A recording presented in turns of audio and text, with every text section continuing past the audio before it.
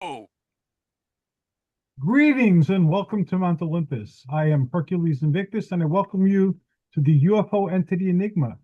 Today we will be interviewing Dr. Sir T. Allen Greenfield, and we're going to be learning about his experiences in sorcery and UFOs in his latest book, Flying Saucers and the Occult. And we have our crew with us, our crew of intrepid explorers and writers and adventurers. We even have Paul Dale Roberts, the Demon Warrior.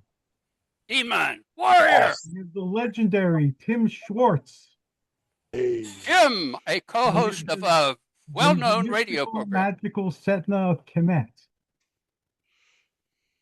So I'm going to pass around. Everyone will tell us a little bit about themselves, and then we will proceed with the adventures of T. Allen Greenfield, Dr. Sir. A little bit about yourself. Oh, you want me to go first? No, Tim will go first, and then Okay. we're going to get to you and stay with you.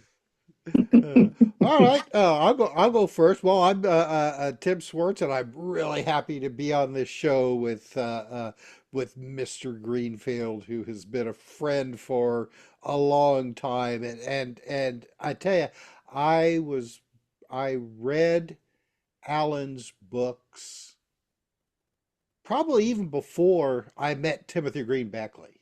So yeah, or I don't know how to that's take that. yeah, it's been quite. And I tell you something. I mean, Alan impressed me with his writings right away because I was just starting to get into that frame of mind, however you want to take that, at around the same time that I came across Alan's writings. So yeah, I'm a paranormal explorer, writer. Uh, just interested in all of it. And I'll leave it at that right now to make room for the next person. Thank you very much, Tim. You're incredibly awesome, and I'm honored that you're here on the show. Thank you. Now we go to Paul Dale Roberts, Demon Hunter. Yes, and thank you for having me. I did a lot of research on Mr. Greenfield, and I do believe, and I'm not sure, but because I was reading up a lot of UFO stuff, especially after I had my own experience in 1976, 1974, and also too when I got into military intelligence.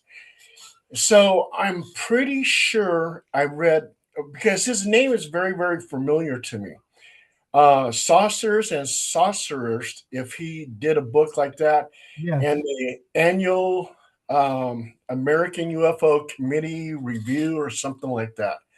Um, so I'm because I was reading a bunch of Brad Steiger books, and I'm pretty sure I read some of his books, Mr. Greenfield. So, and then I found out also too that I thought I was the oldest person on this whole panel because I was born in 1955. Come to Let's not find go out, there. Let's not go there. Mr. Greenfield was born in 1946. Ah, That's true. Woo! Post-war, first-year baby boom, just like the President of the United States. that's why he's Dr. Sir. Yeah, Dr. yeah. Sir. And talking about books, I went to the bookstore and I happened to come across this book. I don't know if you're familiar with this guy. Some, some guy by the name of Tim Schwartz. And I don't. I mean, I know Tim just Schwartz. He's an incredible individual, very accomplished and great speaker, a Is great that a Beckley writer, book? great It editor. it looks like Beckley format. Well, basically, yeah. It's smaller than the ones that Tim liked to put out. Tim always liked to put out the 8.5 by 11 Hmm. no, books, yeah. about the size of a yearbook. And I my books tend to be just just a bit smaller. But I think Tim was having trouble seeing the text by that point, so he That's he not needed fair. he needed his books a little bigger.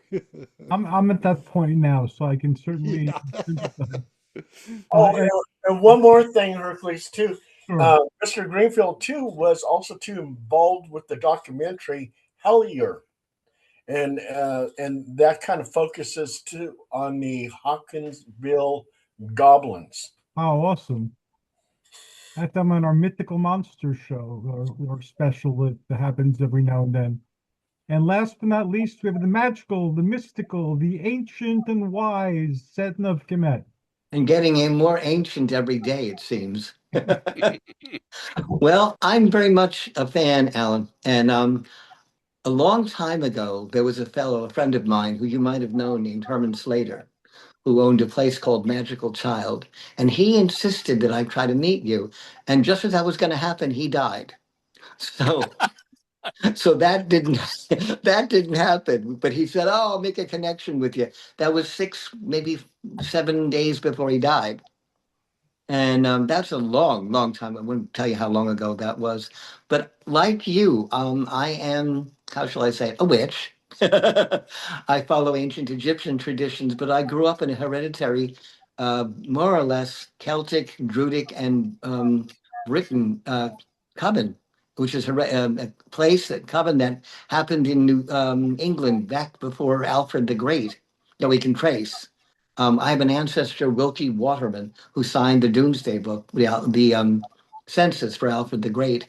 And we've had other things gone on. But in the meantime, um, I studied ancient Egyptian magic, which is where my path is. And I've also been involved with the UFOs. I met something called REL in 1983 in Stewart, Florida, in a place where we were, they had just cleared a field and we're going to build more on the property.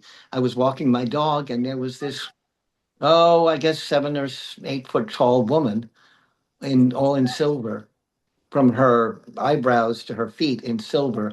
And she wore what looked like Madonna's hair sticking out of the old girly show with sticking out like with Barbara Eden in I Dream of Jeannie. And she said with telepathically that her name was Brel. I couldn't really see her face. She had normal eyes, but slightly larger, a slit where a nose would be, and a slit where there was a mouth. And she didn't speak. She was using telepathy. My mother's dog, who I was walking, was horrified, kept hiding behind me. I closed my eyes a couple of times and opened them, believing that the whole thing was not really happening. And there she was. So that happened. I wish I could have told you back then, but I didn't know anybody. I was down in Florida because my father was sick. That's a long, dull story. But anyway, I'm also a writer for Today's Witch magazine. That's today'switch.net. That's a little plug there. And I write monthly for them. And I also have a half page ad in there from my work, which is Phone a Wizard. And I'm the wizard of Phone a Wizard. And I'm glad you and Alan finally connected. It's more than an honor, Alan. I'm um, really taken back because I think you're an amazing person and a magical being that, it just radiates from you. Thank you. And now our man himself, Dr. Sir T. Alan Greenfield. Greetings and welcome, sir. You too are something of a legend and one that's whose tale has spanned the generations and is still echoed in today's halls. Yeah, most of the others just died, so I'm still breathing. So that makes you a legend if you're one of the last of your generation.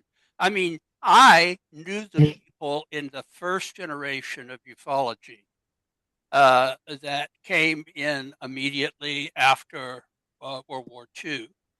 And no, I do not go back to World War II. Almost, but not quite.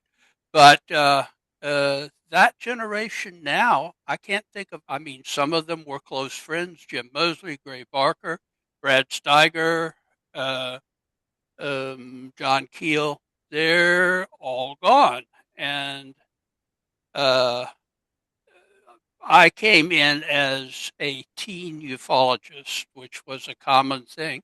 And I must say, some of us are still around. You know, we were talking before the program in some detail about Gene Steinberg. He's still around, and Rick Hilberg is still around, and Dave Halpern, who is underrated, is still around. So the teen ufologists, although we have lost some, including one of my best friends, Timothy Green Beckley. I'm sorry, that was his thing.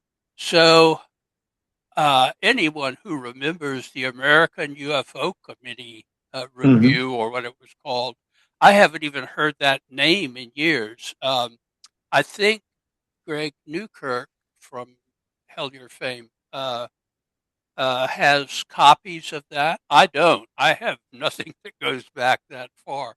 But actually, that was a product of my former publication during the and publications in those days. If you had a circulation of 100, you were, massive. The American UFO Committee actually grew to be, I think, 1,000 circulation of the magazine, 1,000 people, and that was sort of unheard of in ufology circles. My latest book, the name notwithstanding, is a short and sweet series of essays. So you would call it an anthology, I guess. And it is, although the title is Flying Saucers and the Occult, uh, the whole range of phenomena, all of which I think are related, from reincarnation and ghosts to near death experiences to aliens, loosely defined, since I think we're dealing with a multiplicity of uh, beings. And the latest essay, which didn't make it into the book, just because the book came out before it, is about the disclosure movement, and it's called Disclosure Inc. And I'm sure it will be collected into an anthology further down the line.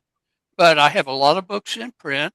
Uh, Notwithstanding, I have uh, at the suggestion of my past publisher, I have a new publisher, Blue Star Press, and uh, they got out uh, Flying Saucers and the Occult very quickly, and I don't think anybody who's into this stuff, it's not sort of a first level book, but it isn't like my Secret Cipher, the Euphonauts, that sort of requires that you have some pre-existing knowledge of the subject and want to go beyond that.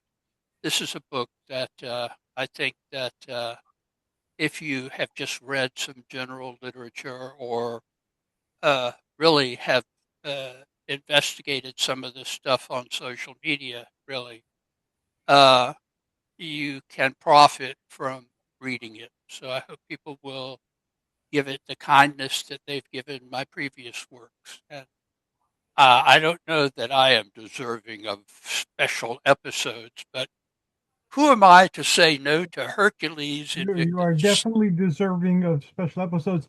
And even when you're talking now, if you have a new publisher, we can coordinate the programs with the re-release of your books.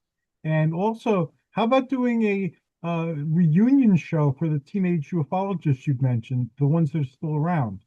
That should be a really fun That and would be wonderful. I'm sure that Rick Hilberg would join Dave Halpern. I don't know what he would say. Gene Steinberg probably would want in on that, and I certainly would love to have a small gathering of the tribe. We created the longest running UFO convention, the National UFO Conference. It ran from, let's see, 1964, June 24th, which used to be International Flying Saucer Day, until, well into the present century. So it was a 40 plus year excursion. Um, it was uh, turned over to a lady who I don't know in LA. And after 1 or 2 years, she just dropped it, so it never picked up again. But I don't believe any other convention has drawn as many people, and it was ahead of its time. They have all of these things now that are partly in person and partly, as began during the COVID thing, partly online. There are pretty big conventions now, but I don't think anything in size approaches what we were doing back in the day, particularly the giant saucer show in 1967, which drew, I think, 8,000 people total. It's a 3-day convention. Our guest of honor was Roy Sinnis, who was the star of the then popular flying saucer oriented TV show. But I mean, everybody who was anybody attended that convention. Even Dr. Edward U. Condon, the disclosure guy of his day, was there. And see, Jim Moseley gave a presentation. Roy Thinnis gave a presentation. I was confined to the delegate sessions as the chair of that, and was still a kid. So although I was working for Jim Moseley, who sunk, let's see, $12,1967. I don't know what that would be today, but we dineros, yes, into that convention and got it out, but it was basically 12 in, 12 out. But we had like 2,000 people at every session. The amazing Randy gave a talk on the Nazca lines, which he had just been down investigating, and it was just a fabulous convention. Even the delegate sessions, Frank Stranges was there. Everybody who was anybody in ufology. Howard Minger Wow. was there. I mean, he was one of the last of the classical contactees. Of course, he lived in New Jersey, and the convention was at the fabulous Commodore Hotel in Midtown Manhattan, since torn down by some guy named Trump, I think. The memory fades. Old guy. I Oh, think he's retired. before you proceed, today I'm borrowing something from Paul's format. So if anybody has questions, just jump in and ask Alan. This is going to be less structured than our usual shows. That's assuming that I know an answer, or alternatively, can invent one on the spot. Some have accused me of that. Some evil people out there have accused me of making it up as I go along. And some people say, Alan is funny, but he's too much into the mirth associated with this stuff. And I thought, well, here's to Bacchus. If this stuff doesn't boil down to pan, you're not getting the point at all. And I go where the trickster element is taken as a given. That was the advice I gave the Hellier people. And very soon, coming to a theater or drive-in near you, actually coming to a screen in your living room, is cool. Hellier 3, just when you thought the airwaves were safe. Bum, bum, bum, bum, bum, bum, bum. Dun, dun, dun. Hey, Alan, I saw some of the controversy on Reddit. Oh, yeah. Oh, boy. The things they say about me. I mean, you notice in a few cases I deign to answer, but I mean, they talk about that clock that was behind me in the interview. I didn't see it until I saw it on TV. It was behind me, and I have a clock that I think I told this on Hercules show way back 6 months or so ago. But I have a clock that does the same thing. If it's disconnected and plugged back in, it just flashes random numbers. It's an old type of like a digital. Digital clock. So I'm giving this interview, and as it turns out, I was sick as a dog giving the interview and trying to be with it. And to me, I don't like to watch my own stuff, but to me, it sounds like I'm doing Brando as the Godfather. But the secret of these things, people, is yeah. But the clock was flashing behind me, and there's this whole thing uh, in on YouTube and on that Reddit. subreddit, the Hellier subreddit, all kinds of things. Was Ellen secretly the guy who created Hellier? I didn't even know those people. I mean, they're friends now, but I never even met any of them or talked to them. Well, he may have sent their letters that started. Who would I send it to? They were And they living in Kentucky at the time. I didn't know them. I didn't know they had an email address. All I knew about them was Greg was on my my friend list on Facebook, and the limit on friends, quote, quote, on Facebook is 5,000. So I don't have 5,000 friends. I doubt that I have five friends. But uh, he was on my mailing list. Therefore, I knew him. Come on, people. I mean, and it these was so funny. They made you sound like a god because they were saying that you were inventing people. It was like, what? It's like, Yeah, well, there was the whole thing that I don't know if you're Hellier fans, but they kind of at the very end, after the interview, when I was signing autographs and saying something stupid like, well, you're going to have to pay for my autograph. And they did. I didn't mean, I mean, I didn't send the money back, but, I mean, they're just really nice people. But I didn't really know them. I think I do now, but I didn't really know them. I just knew they liked my stuff. And when I saw it, I liked their stuff. So, Mutual Admiration Society, my buddy and me, old song. Forget it. I'm go back a few years. A few years. Um, so where was I going with that? Oh, yes. So towards the end, they were talking again, as we did in the interview, but this was off camera, about the balloons.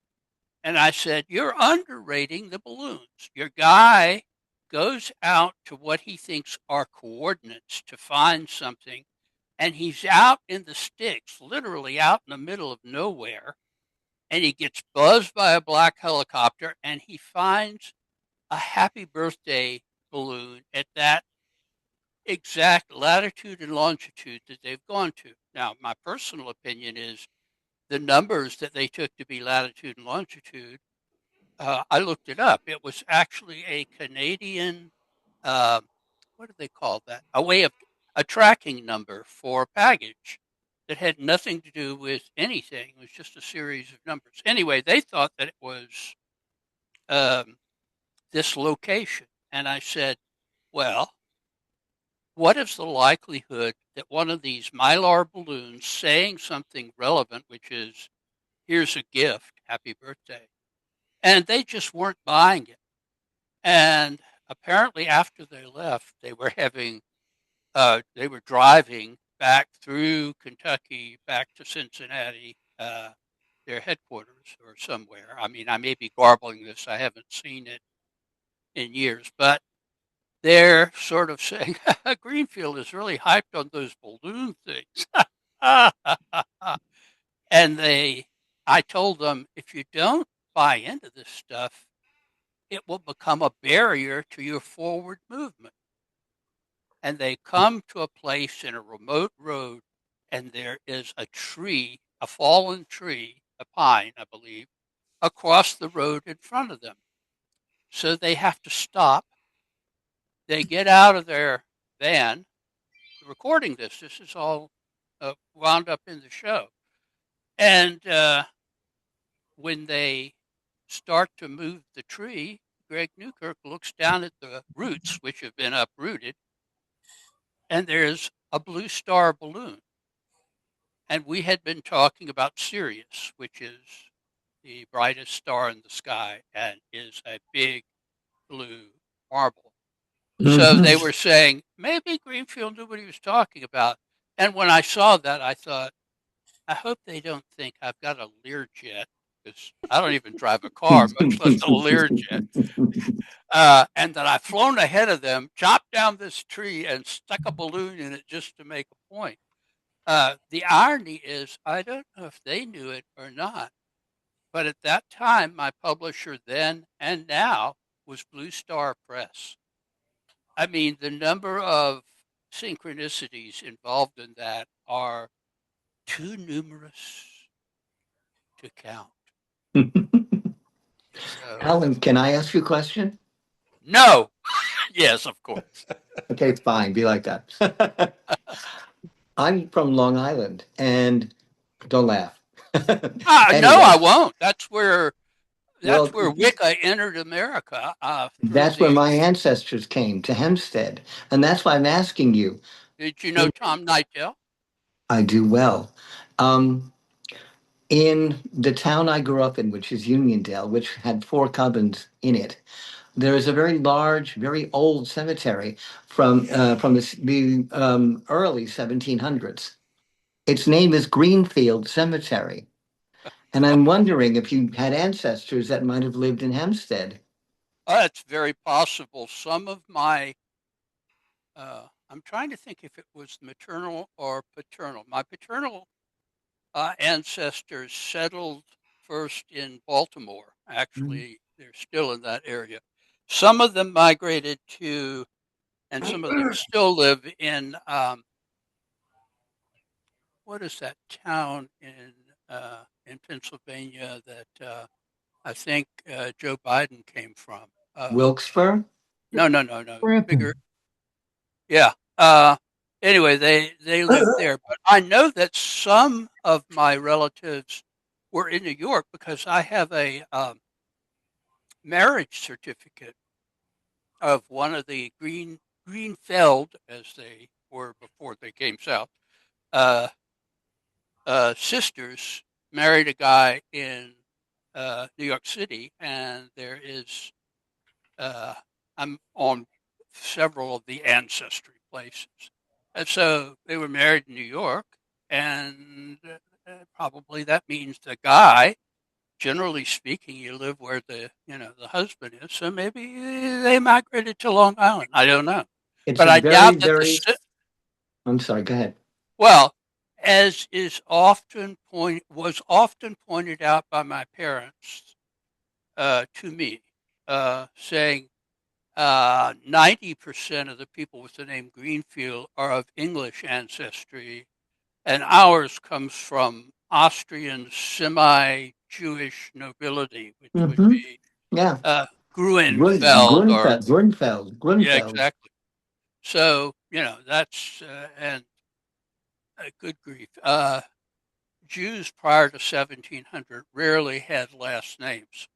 And if some countries decided, since they were speaking Yiddish, hence to them that was German, so they had to take German last names. Thus, my maternal ancestors were Simowitzes, which comes from the tribe of Simeon, which, Yeah. as my cousin Max Simon put it, were witches and uh, uh, magi back in the day. I grew up with an Edward Simowitz. That's interesting. But Uh, that cemetery is very haunted. Some of the tombstones go back as early as 1670. hmm. It's Well, very, in and 1670, my ancestors were in Vienna or this shtetl in, depends on, that is now in Slovakia, used to be in Hungary, and it's been in the Ukraine. It's been conquered by everybody. As a result of which, my grandmother was fluent in 5 languages because you had to be. If you lived in a little shtetl of several hundred people, whatever army came marching through, you really had to be able to speak Hungarian, Yiddish, German, and probably Russian as well, or Ukrainian. Close, close cousins. I have a question. I have an answer. Let's see if they go together. I'm about ready to call you Pope Greenfield because you were elected and consecrated as a bishop by the Holy Synod of the, if I could say this, Neo-Pythagorean Gnostic Church in 1986. How did that come about? I had been corresponding with Michael Bertio, who I consider to be the greatest living magus today. He's close to 90, by the way, so I hope I get some of that rubbed off on me. I think he is 90, actually. I think he just turned 90. He has a big following in Chicago. Anyway, I suppose I should do one or two weird stories because I have no blonde aliens coming to shake my hand or stick a probe in, where they do that. And that's fine with me. But I was thinking as I was walking home from a convenience store, I was thinking about Michael Bertio, who is a remarkable magician. And these two guys come walking past me. One had long dreadlocks. And as they pass me, he turns to me and he says, out of nowhere, Bakalu Baka, which is, among other things, Michael Bertio's magical name. I mean, he has others, but anyway, so I thought, well, and the guy just walks on, like for a moment he was possessed. So I get home and the phone is ringing. I pick up the phone and it was my friend, now doctor, uh, John Crow, neighbor at that time. And John says to me, and I'm almost quoting because I remember this conversation very well. He said, I just got, I answered one of those quizzes on the radio and won a free trip for two to Chicago. You want to go see Michael Bertio?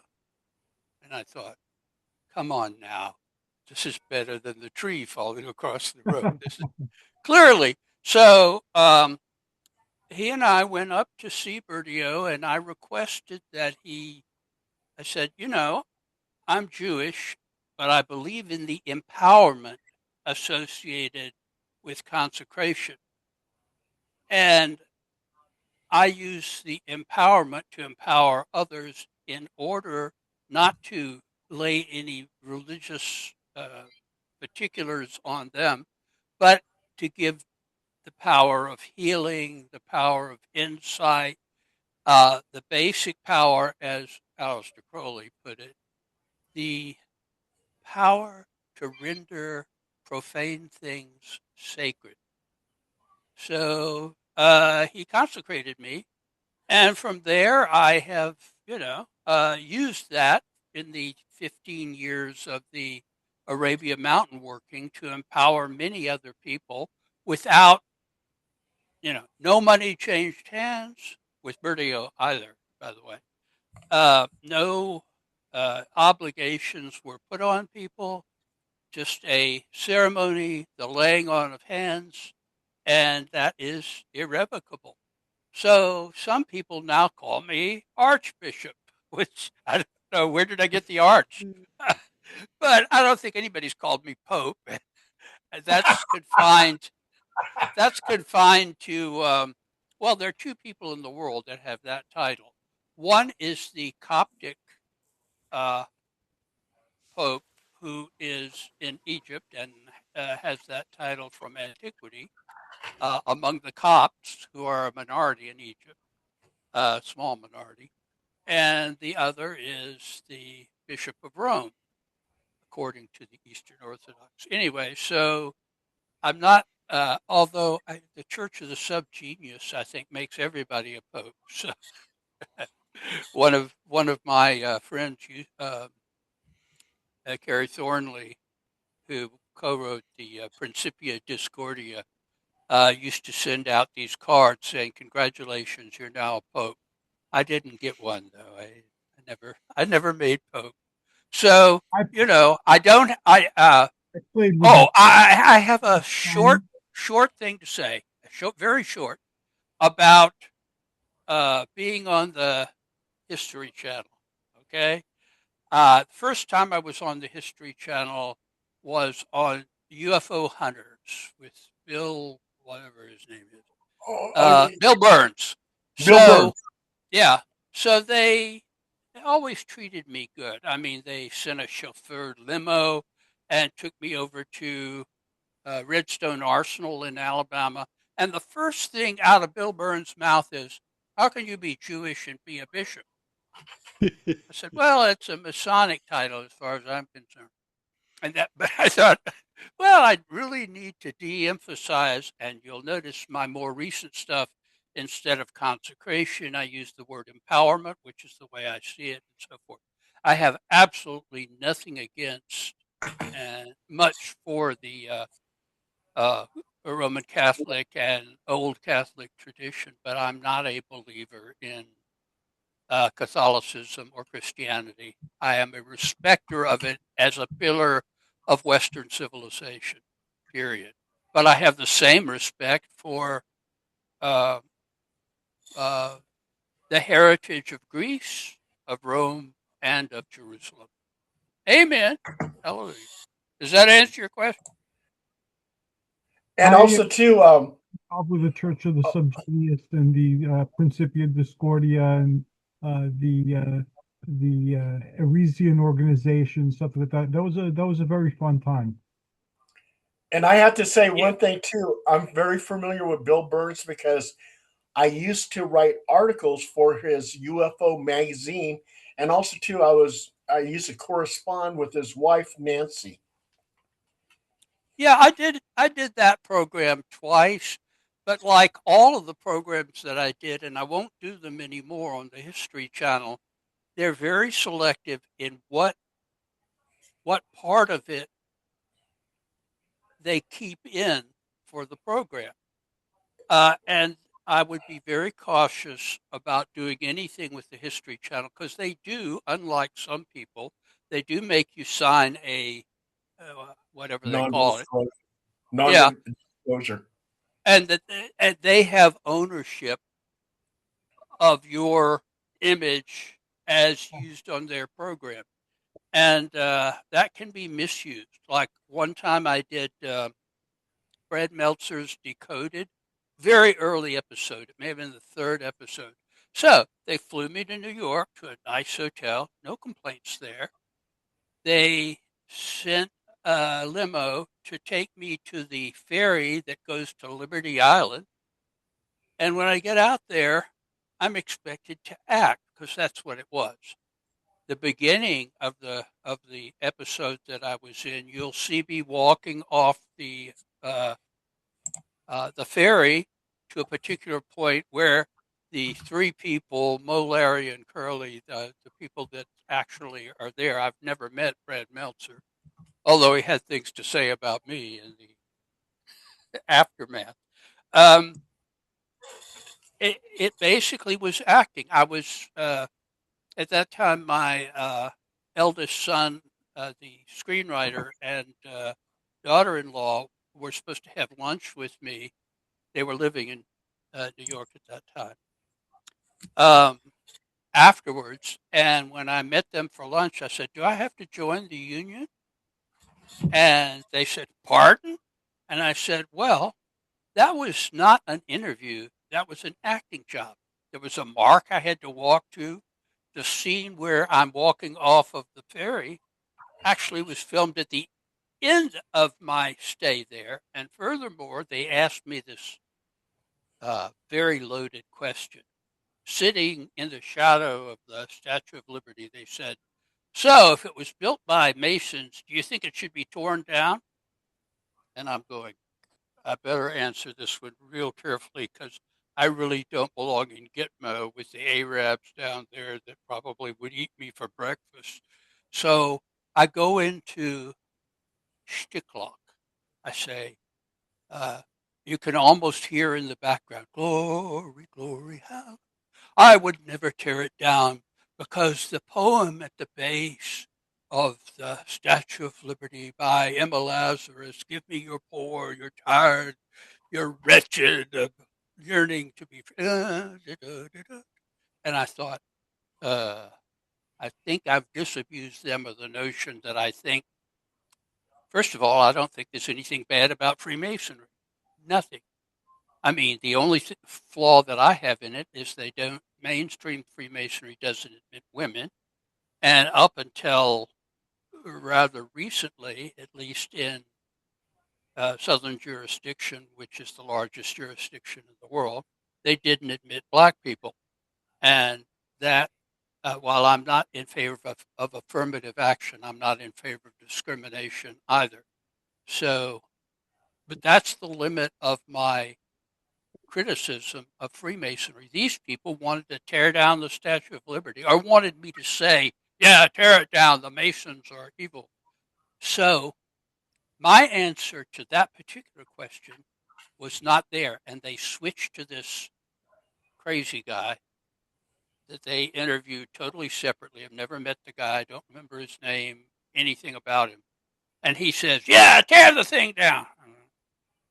Why are they interjecting this into my interview?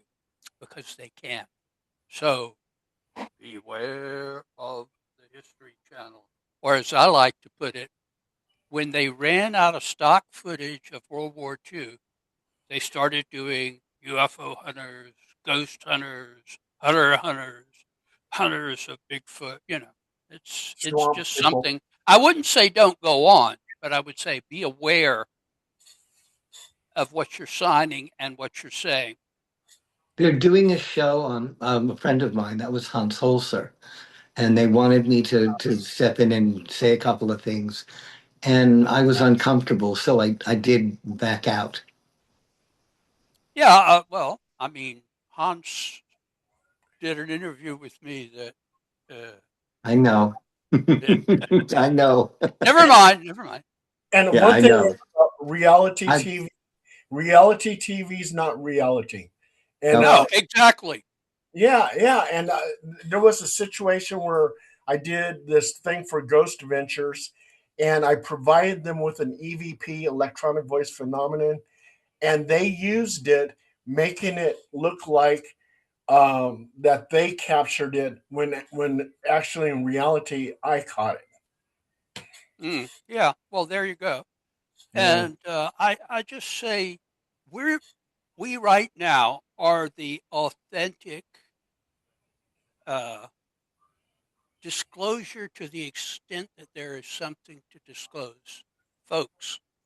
And we're all private citizens, as far as I know, at this point, anyway. I mean, some of us have had, security clearances and have had uh, our patriotic duty to the government, blah, blah, blah, blah, blah, the whole thing.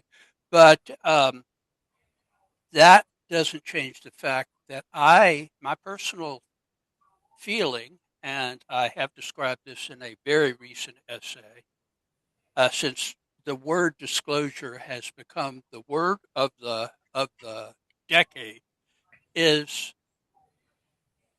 don't go don't go expecting the government to disclose anything.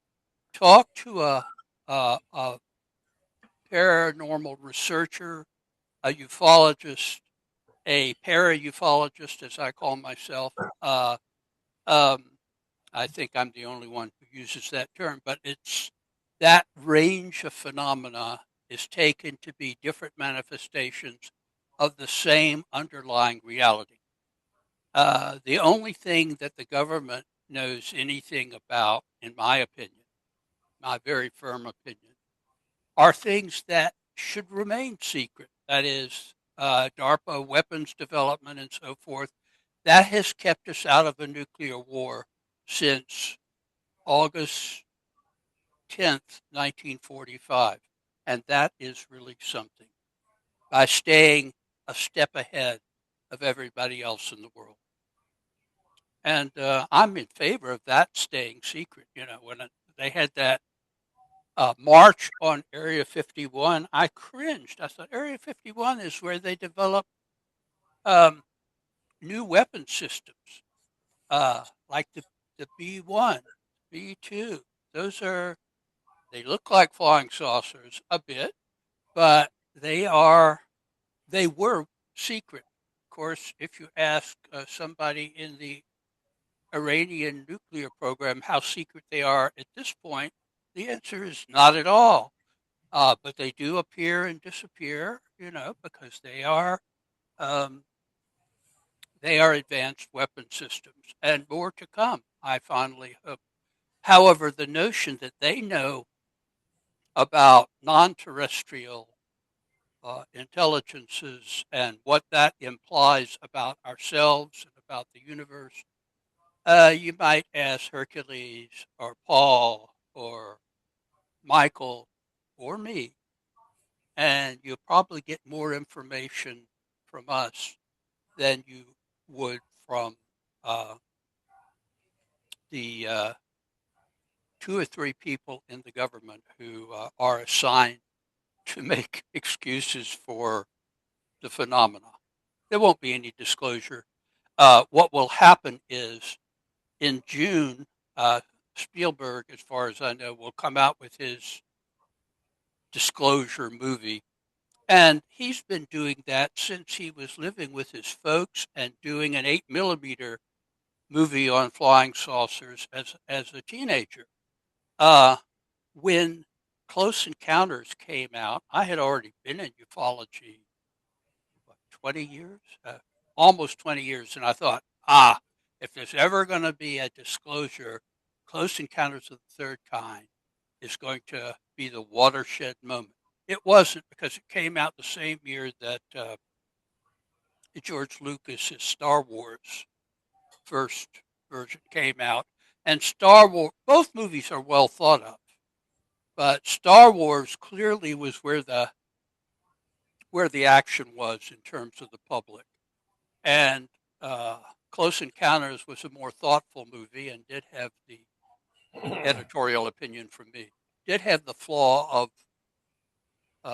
whatever the movie, if Spielberg does it, it has a happy ending. E.T. gets home.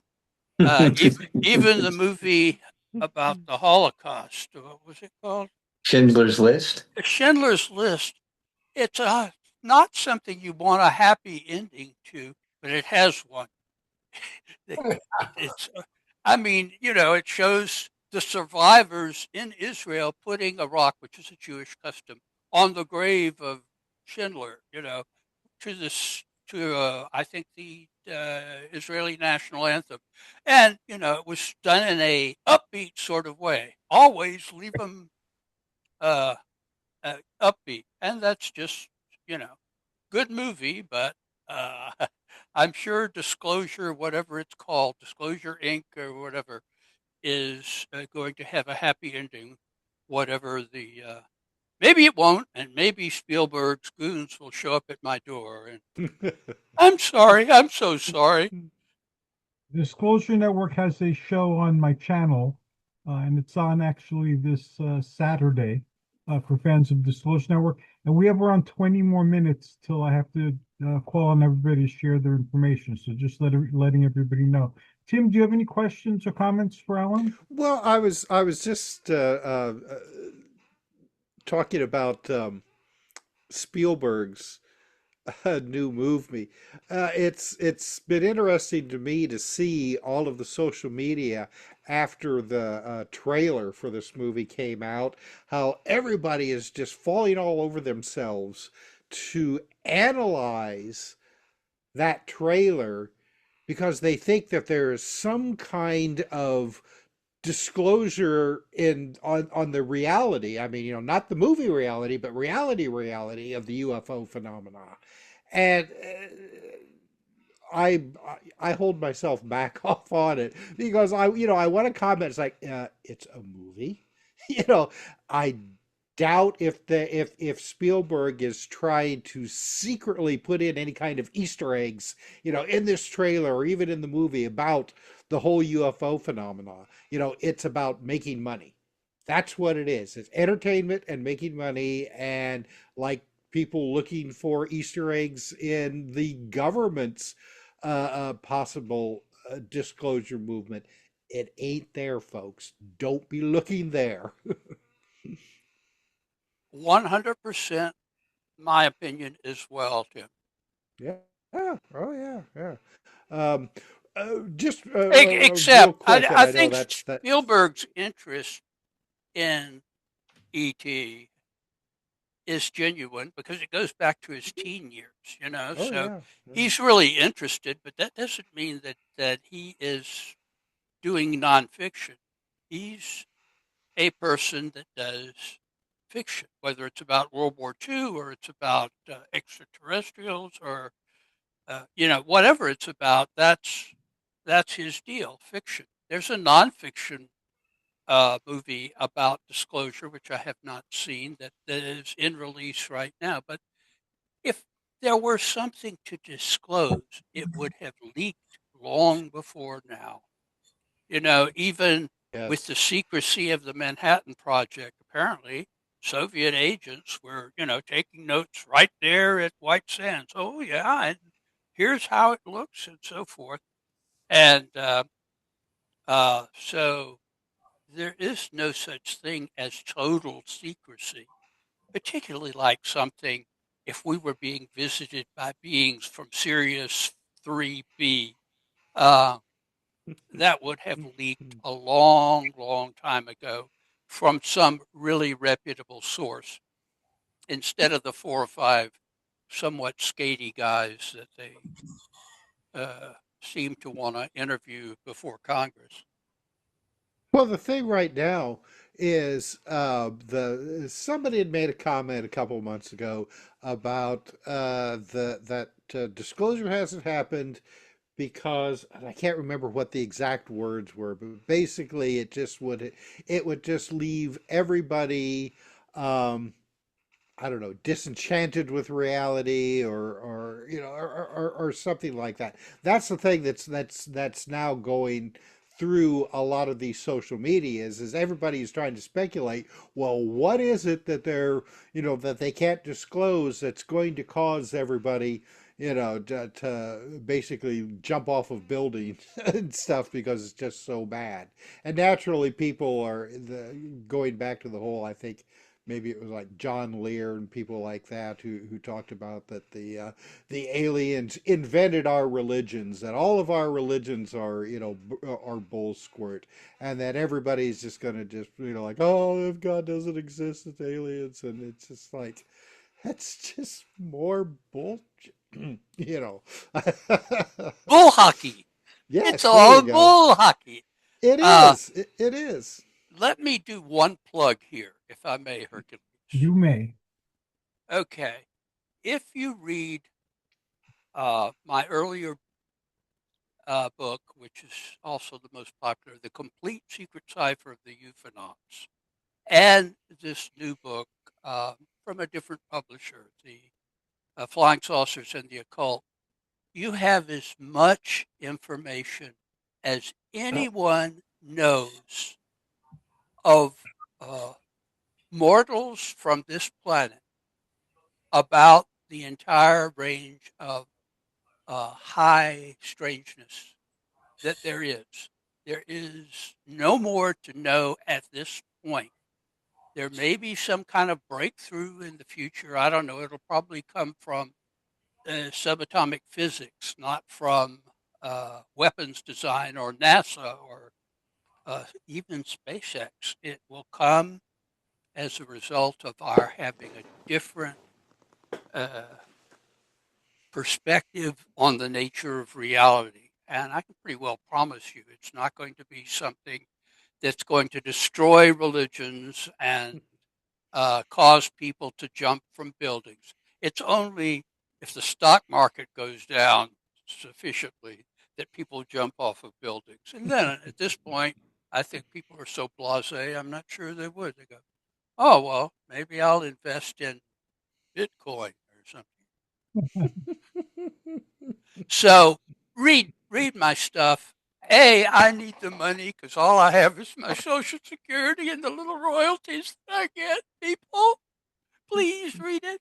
But it also will be very enlightening, and not mine exclusively. I mean, if you read Valet's, yeah, he's early generation too. He's still around. Passport to Magonia. You have pretty much everything that you really need to know. If you read Gray Barker's somewhat cryptic and poetic The Silver Bridge, you pretty well know exactly what the phenomena are and what they're doing. That's a tough one to read.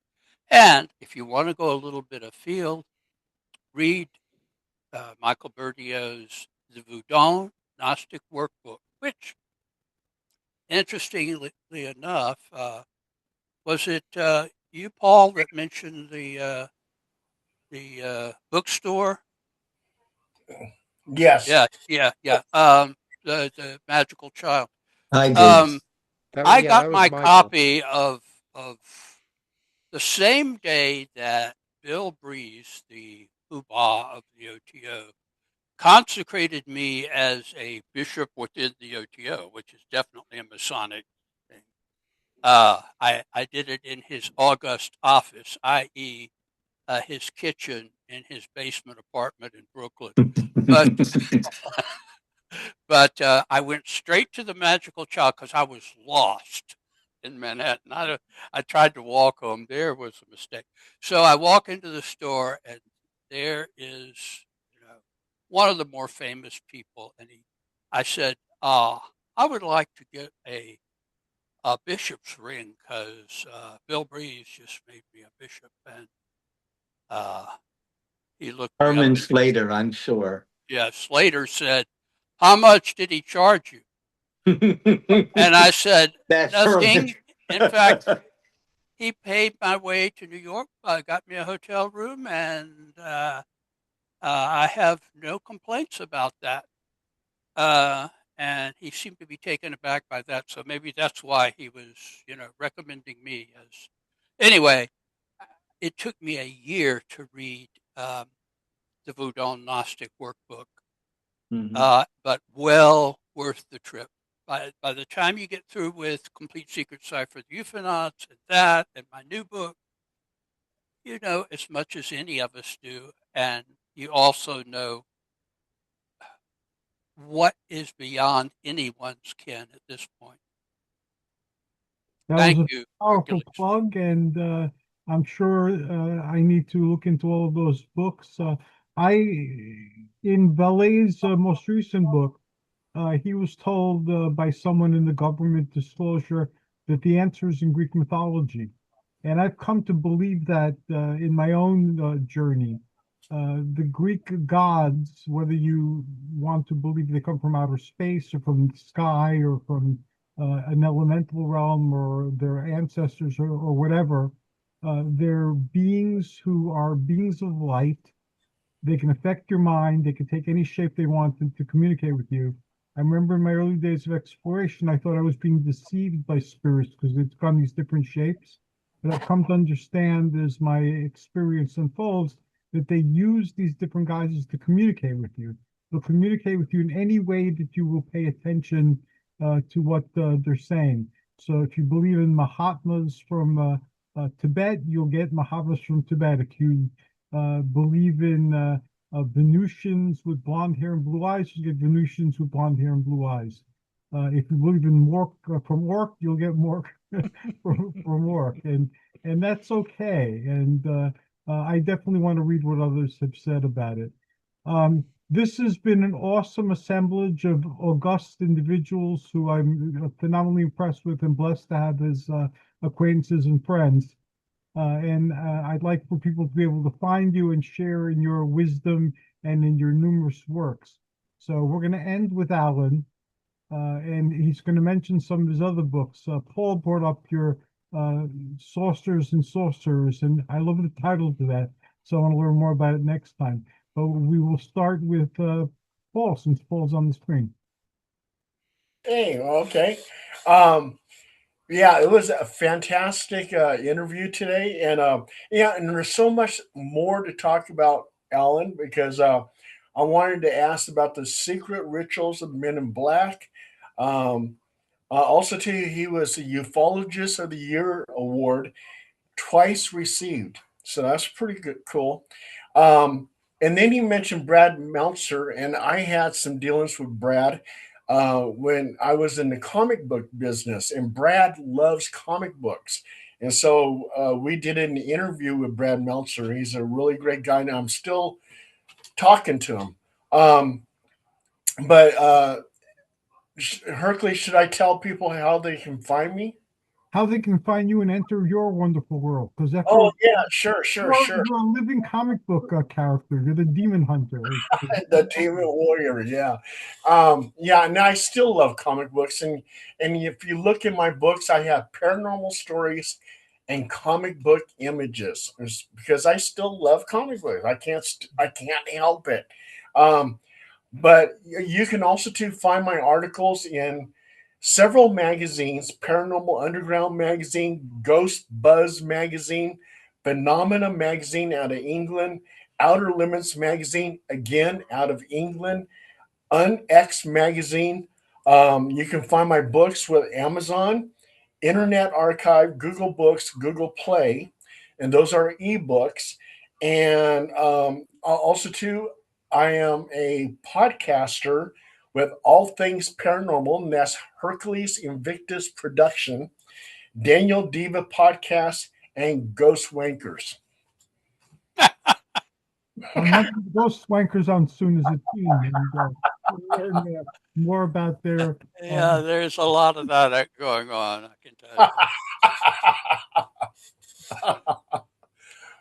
I know you. It's so funny is because there was this guy I was supposed to interview on Ghost Wankers, and he was from England. He goes, did you change your name from the waiting room? I go, yeah, we changed it because there was all these waiting room podcasts, so we changed it to something very original.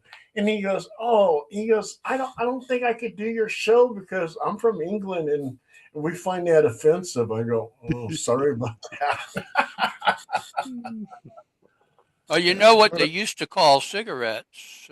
Yes. It's a Yes, yes, it's a fag. totally different culture over there. Oh yeah. And now we go to Setna of Khemet. Setna, how can people find you? And you're doing a lot of different things. You're starting. Do they really want to find me?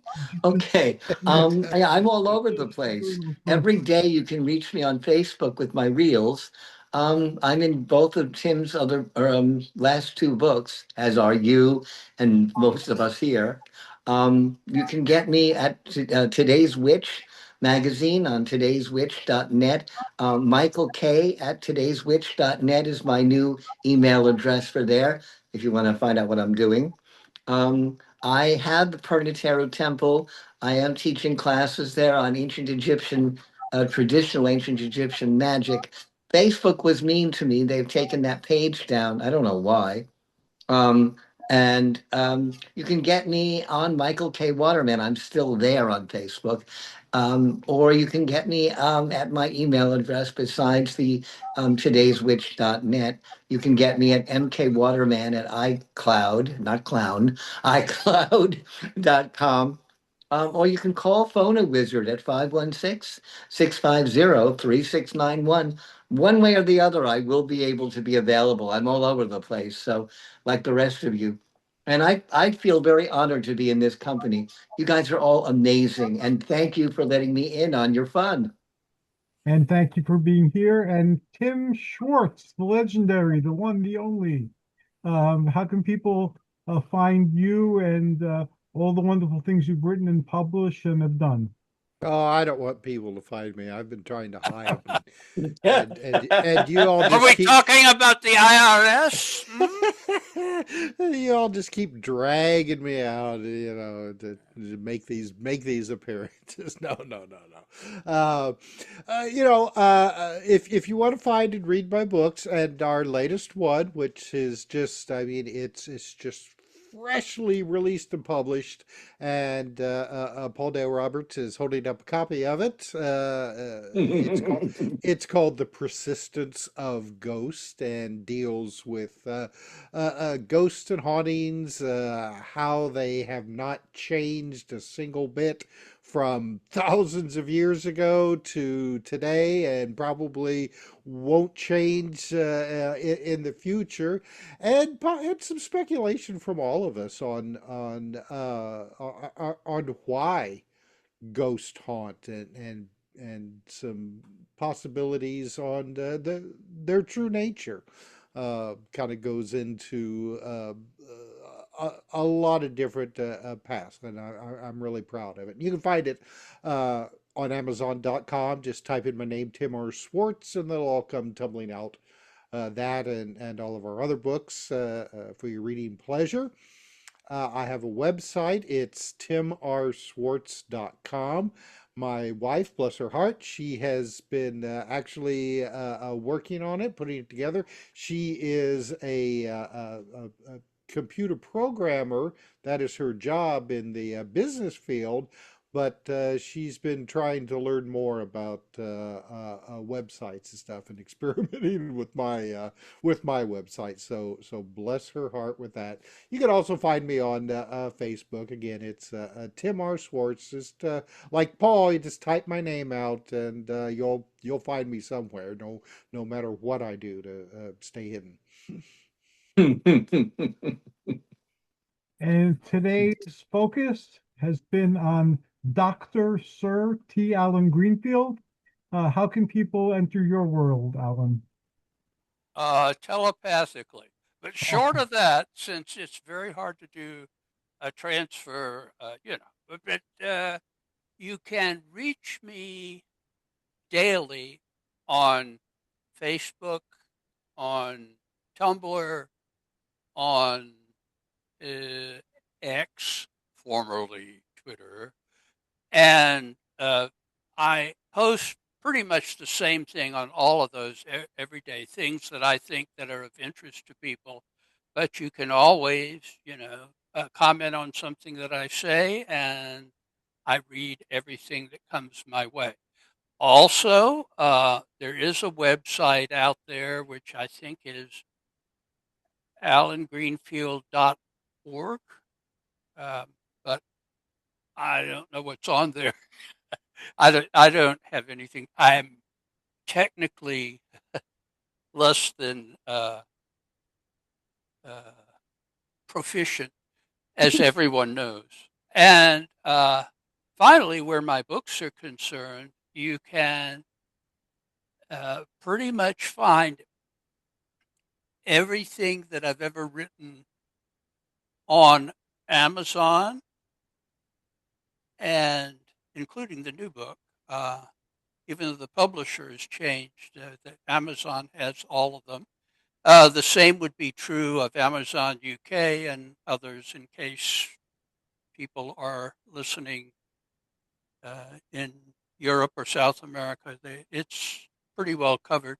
And most of my books are available on Barnes & Noble and pretty much all of the online places, and even on occasion in whatever is left of brick and mortar bookstores. And I would encourage people to read my stuff, and if you have something to say about it, say it loudly. And if it's critical, that's fine. If it's paranoid, please don't say it. I was that when we were on the air or not? We were talking about the subreddit on Hellier. Reddit. Yep. Yeah, A some of the whole things that whole people. section dedicated to you. Yeah, well, some of the things that people say about me are It must be another Alan Greenfield out there. They've tapped into the multi-dimensional aspects of And I want to thank God, Hercules for doing this series on my stuff. I'm not sure that I am the mover and shaker that some people seem to think I am, but I really appreciate it. And as I have said in public, and I'll say it again, after all, I'm a media whore. I'm available. And thank you all for your kind words, and you're all incredibly awesome, as Setna of Khemet has said, and this is a great blessing in my particular life, knowing all of you and talking to all of you. So I wish you well in all your endeavors, and I look forward to our next conversation and great success. Take care, everybody. Blessings Bye-bye. all. Take care. Bye now.